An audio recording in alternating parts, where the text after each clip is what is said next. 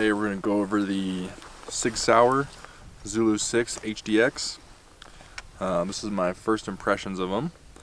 These are the 12x42 version. You can get them in 10, 16, and 20 power, and the 12 obviously. Just a little bit of looking on the outside of it. You can see the dynamic of it is a lot different than a standard binocular.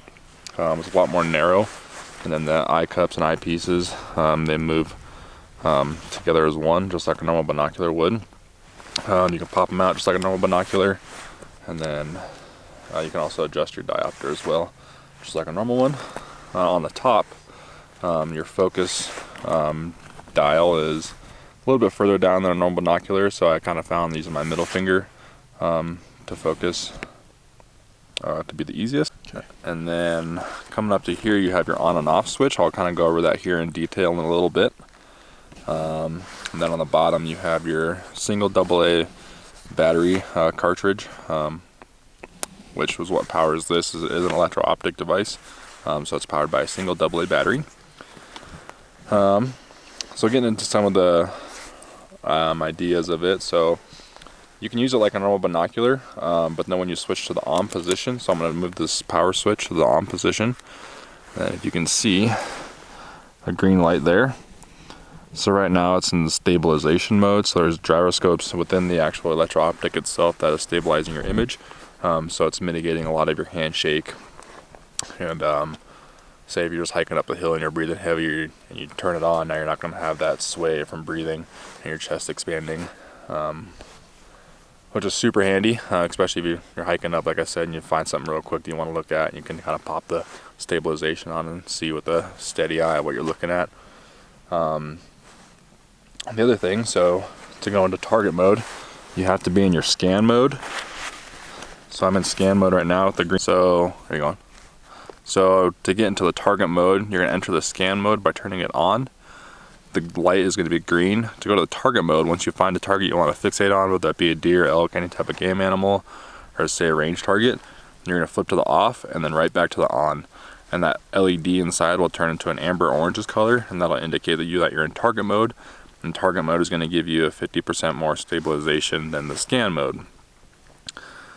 So kind of getting into my first impressions, I think they're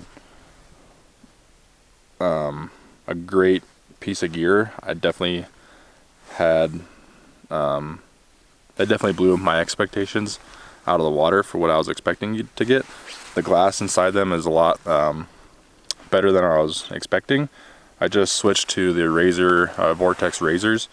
I was using the 12x50 HDs of those, and I would say these are pretty comparable with the glass and the Vortex razors.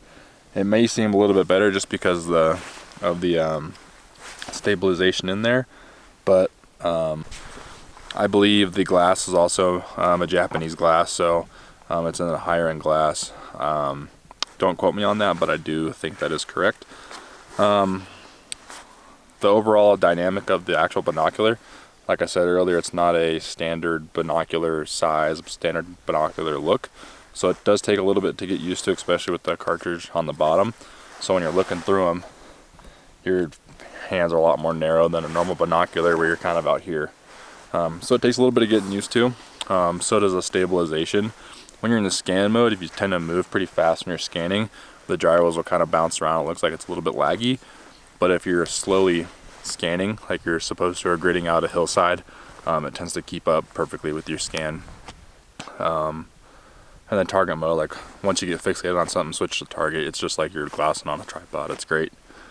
But like I said, first impressions, they've done a lot better than I was hoping for, so that's really cool.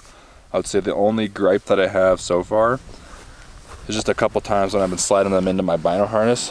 It hasn't happened in a little bit, but this morning it was kind of bugging me. The little cap here for the cartridge would flip up.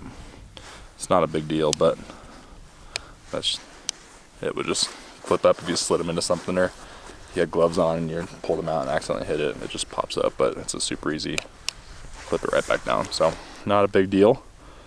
But yeah, piece of gear, and I do recommend them.